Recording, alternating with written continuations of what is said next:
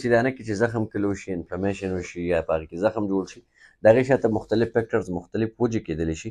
خو زنانو کې دا مسله ډېره زیاته عامه راځي. په دې کې مختلف زموږ سره ایس ټي آیز چې کوم دي نو هغه هم په دې کې انوالو دي. د ایس ټي آی د وجې نه هم کېدلی شي، د بیکټیریل انفیکشن په وجې باندې هم کېدلی شي، د ګنوریا په وجې باندې هم کېدلی شي.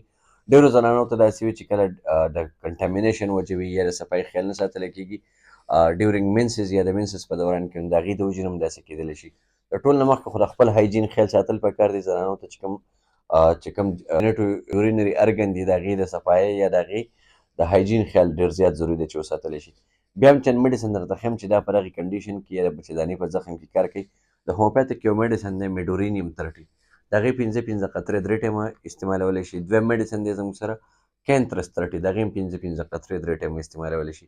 تھرډ میډیسن زموږ سره په دغې کنډیشن کې که چېرې چاته څه ګنوریا شوي یا د ګنوریا د وجې نه دا انفیکشن وي زنانو ته، یا مطلب چې کوم موږ ورته د ایس ټي آی ویلی شو د هغې د وجې نه کېدلی شي، یا چې کوم چاته مطلب د هایجین د وجې نه مسله راغلې وي یا انفیکشن جوړ شوی نو په هغې کې توجه 30 بهترین میډیسن دی زنانو دپاره استعمالولی شي.